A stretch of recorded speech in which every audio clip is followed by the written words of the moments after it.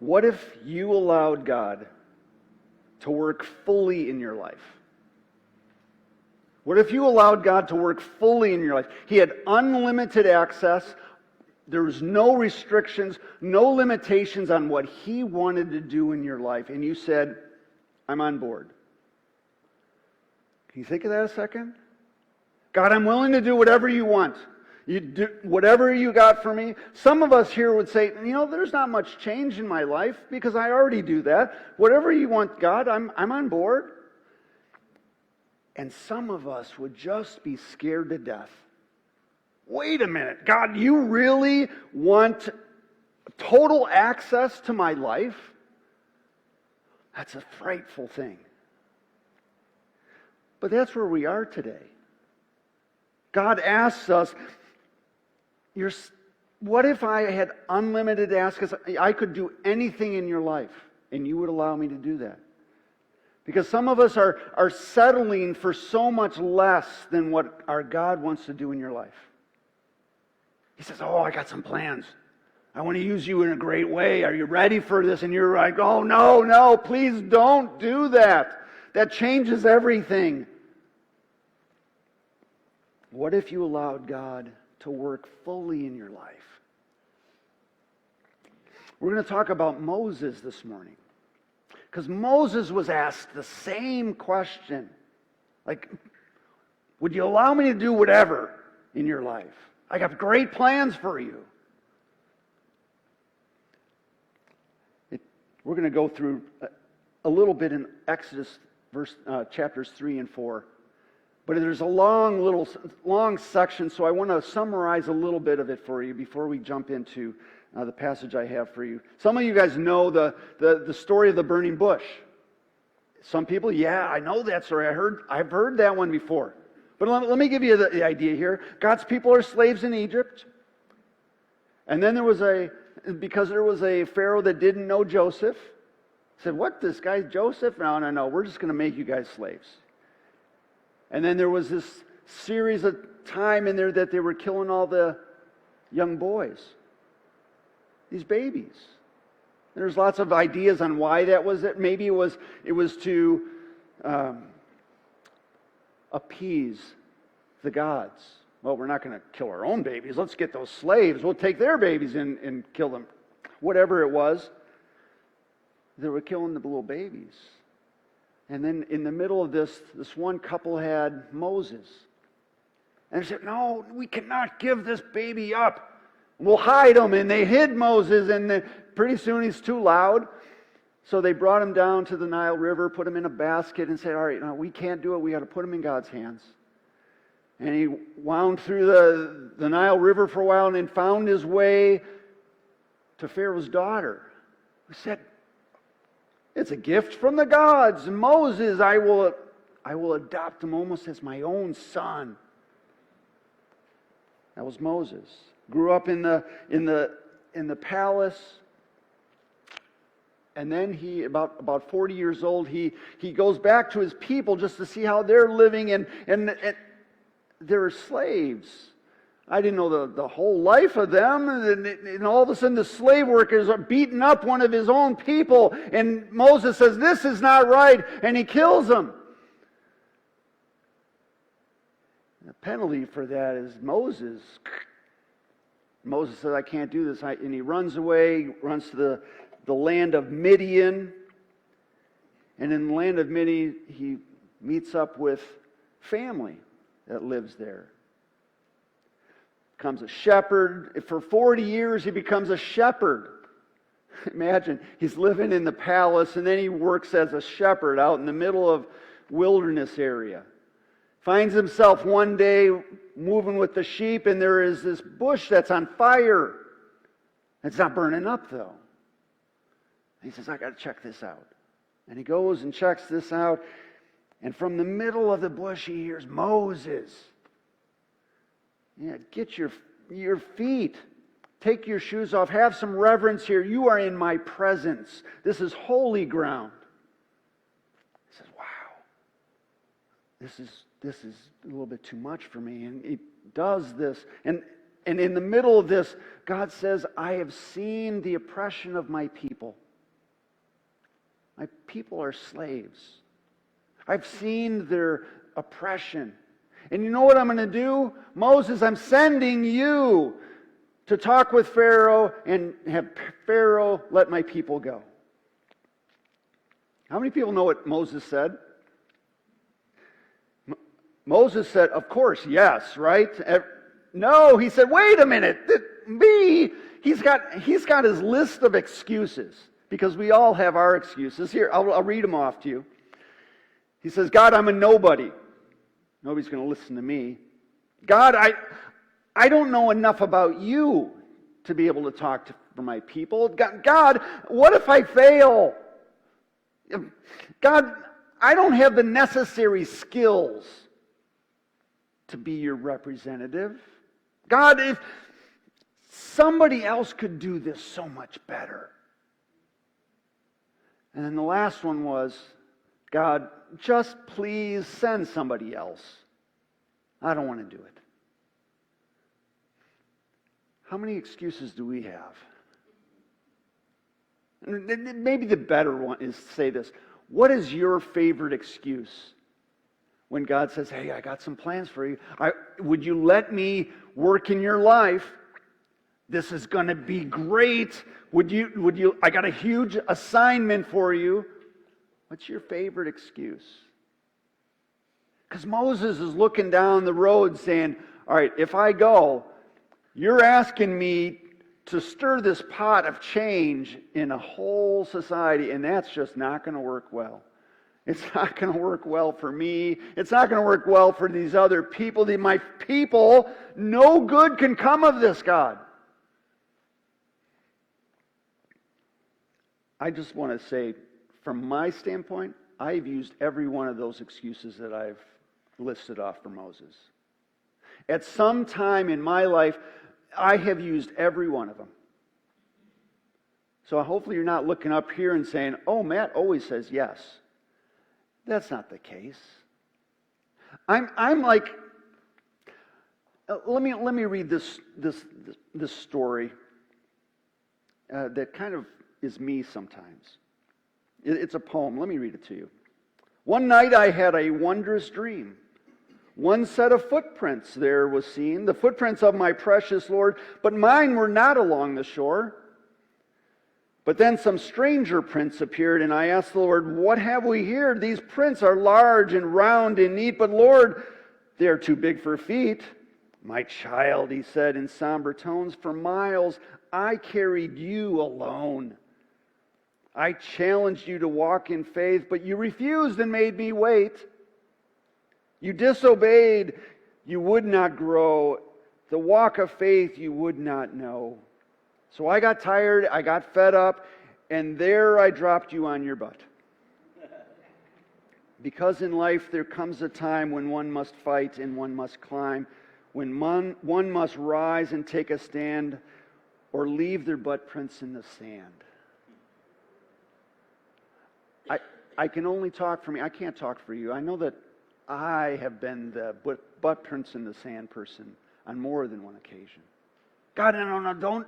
There's other people that do this better. God, please send somebody else. I don't want to give you unfettered access to my entire life that you can do great things within it. And I know that I'm not talking that it's only me that has had this. You know, never let your excuses define your relationship with Jesus. You know, don't let that excuse of, God, I just don't know enough about you. I'm not educated. I haven't gone to seminary yet. Don't let that keep God from doing great things in your life. Because that's not what He's asking for. He just wants, would you let me do what I do best? I do great things in people's lives. Would you let me do this in your life? That's all I'm asking. Would you let me? You know, what if you allowed God to work fully in your life? Well, let me read how God responds to Moses. It's Exodus chapter 4. Let me read this to you. But Moses protested again. What if they don't believe me or listen to me? What if they say, the Lord never appeared to you? Then the Lord asked them, what is that in your hand? A shepherd's staff, Moses replied. Throw it down on the ground, the Lord told him. So Moses threw down the staff and it turned into a snake. Moses jumped back, which is a very sane response. I just thought I'd say that. Doesn't matter what size snake that is. It's a very sane response to jump back. Then the Lord told him, reach out and grab its tail. So Moses reached out and grabbed it, and it turned back into the shepherd's staff in his hand. Perform this sign, the Lord told him. Then they will believe that the Lord, the God of their ancestors, the God of Abraham, the God of Isaac, the God of Jacob, really has appeared to you. What was the question that God had for Moses? I was going to be outdoors and it was going to be the audience participation part. What was the question that God asked Moses? He goes, what's that in your hand? Well, what is that in your hand? Because our God is going to ask us that today. What's that in your hand? God will use whatever you willingly give Him. And He's asking, well, what's readily right in your hand? Well, let me go through this from the life of Moses. He had a number of things that he needed to give to God that were already in his hand. And for us, it's the same thing. We have some things readily in our hands that God says, well, what do you have there? Will you give that to me? We'll talk about Moses quick a second here.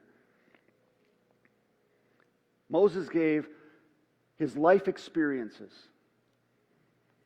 What were Moses' life experiences? He grew up in the palace. He grew up in the palace. Can you imagine I just have this picture in my head of anyone growing up in a palace. It's kind of pompous. Kind of like aloof. We can say that word, aloof. They know things, but they don't know what the working man knows. They just know the people that leaders, administrators. They know the palace life. He knows how the inner workings of the court, how the king works, how the country works. That was his life. He knew that. That was easy for him. What else did he know? What was his life experiences? He knew shepherd life. A shepherd. A shepherd, they protect their sheep. They bring it, make sure that they get enough water, get enough food. They make sheep are kind of dumb, so you have to say, hey, stop, don't go over there, it's dangerous over there, come on back. God said, hey, what's in your hand? But how can would you give me your life experiences so that I can use those? Moses was distinctly equipped to go back to Egypt and say, Pharaoh, we're going to talk with you because I know the palace life. I know how this works and I can get there.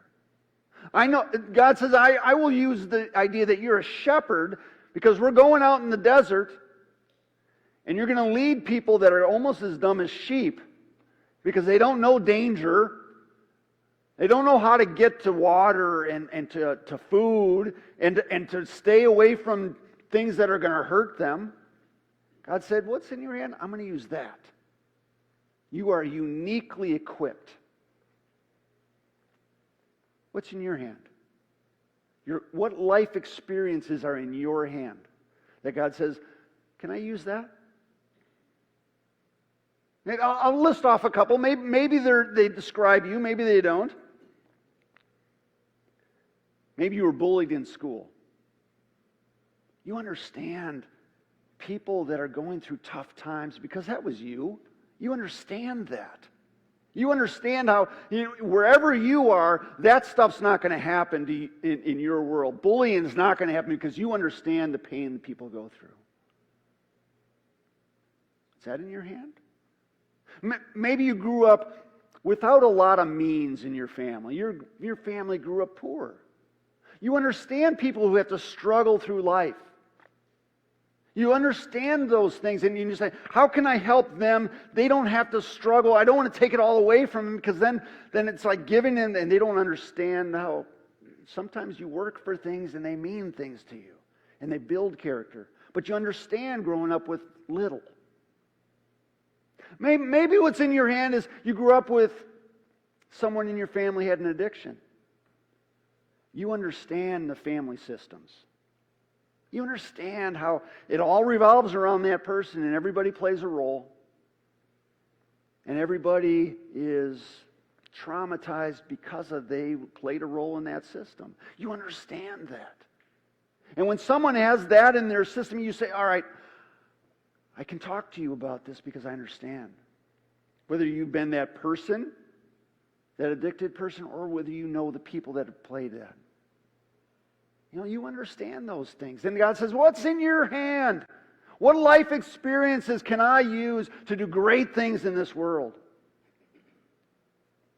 There's this guy, Trevor Hudson, that said, from the moment we were born, God has been forming us to be a difference-making member of the human family. God has shaped you already with life experiences for His people. What's in your hand? What life experiences are in your hand?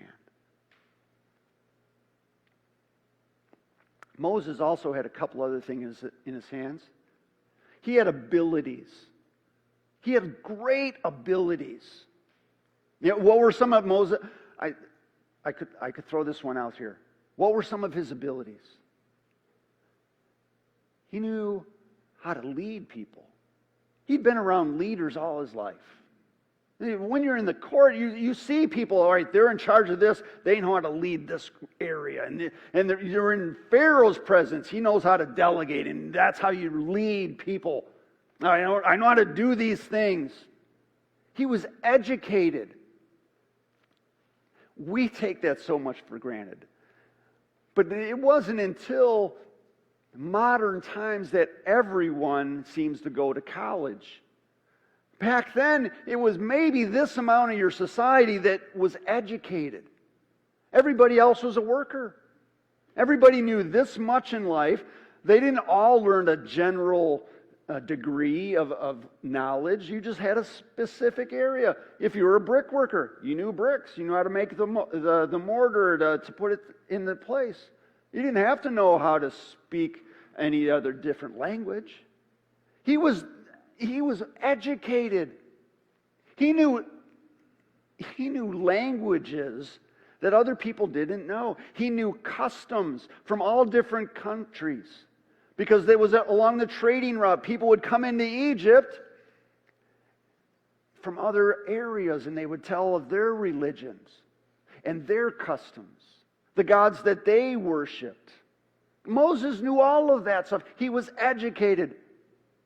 He knew how to speak with God. I call that an ability, but not everybody talks with God and says, I know you inside. God said, all right, what's in your hand? What abilities are in your hand? I'm going to use every one of those because you're going to lead people. And they need somebody who's educated enough that can organize a grouping of people that are totally disorganized. And then to set a society together. And to lead people to worship God alone. These are your abilities that are in your hand already. Will you let me use those abilities? What are your abilities that are already in your hand? That God says, will you give those to me? Don't limit God's plans by thinking, it's too small of a thing for God to use. He says, what's in your hand? Whatever it is, I will use that. I understand people who know how to do things with tools. I think I gravitate towards that. It's hard for me to understand people that don't know how to use tools, but there are people like that in this world. I've come to know that.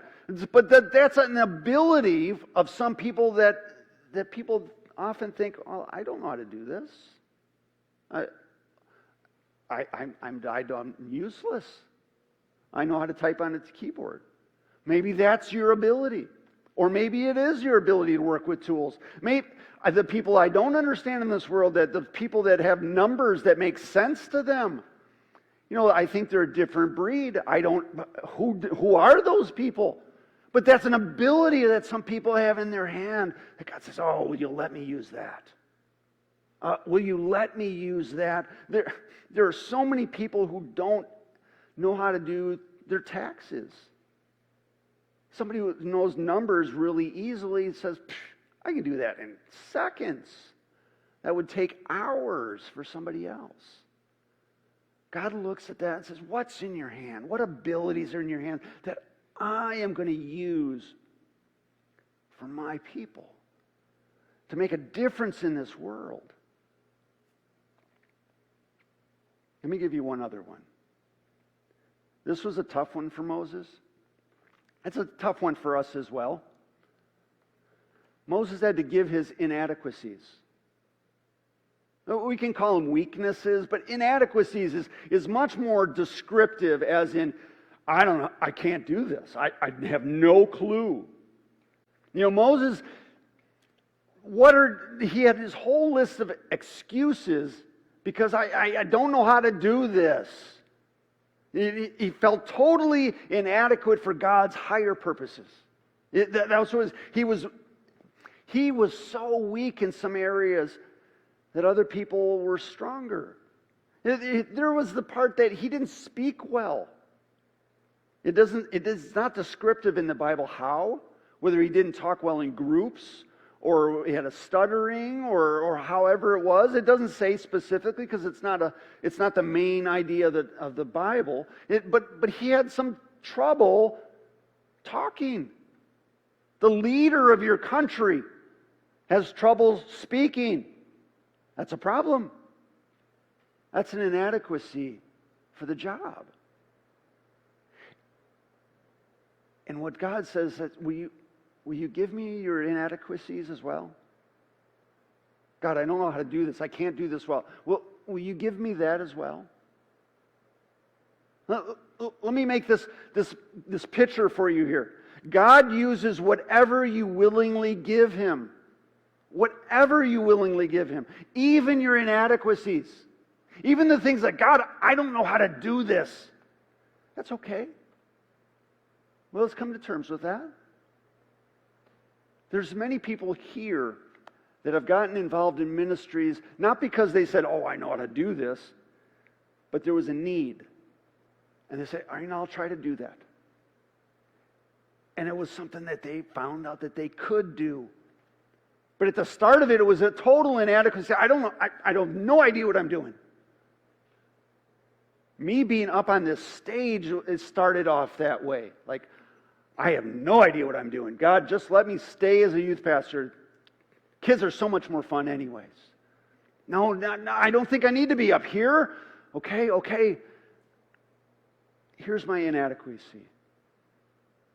But use it as you want. God does that. God will use whatever you willingly give Him. Let me give you one more here, especially about inadequacies. We need to stop comparing ourselves to other people. We just need to stop comparing. Because when we walk through the doors, man, I don't talk like other people. The idea of coming up in here, like I could never do what Sandy does. When she comes up here, she's got her hat on with the price tag down there, and she says, whoa, and she's like, and people respond to her. I could never do that. And God says, stop comparing yourself.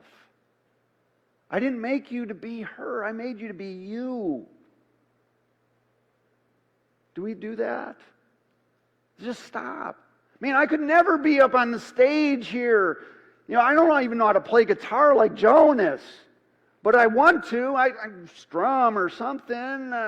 God didn't make you to be Him. He made you to be you.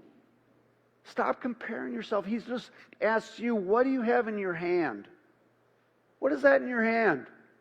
your life experiences, your abilities, your inadequacies, will you give them to me so I can do some great things? It is said that God has given every person a special message to deliver, a special song to sing, a special act of love to give to other people. And it only happens when you say, all right, God, this is me. Take me as you will. Have unfettered access to all of my life and all of my abilities and life experiences and inadequacies. This is me. And God asks you today, what's that in your hand? What is that in your hand? Just imagine. Just imagine what God will do if you allowed Him to work fully in your life. Let's pray about that. Jesus, you call us to come to you because you rescue us from our sins. You call us to real life in you alone, and you ask us to give you all of who we are for your kingdom. Help us when we have so many excuses. Help us to overcome our fears with your calming presence. And give us your peace, which passes all understanding. Lead us to give you all that we are for all that you wish to do in our lives. We ask your grace and your mercy and peace on us today. Amen.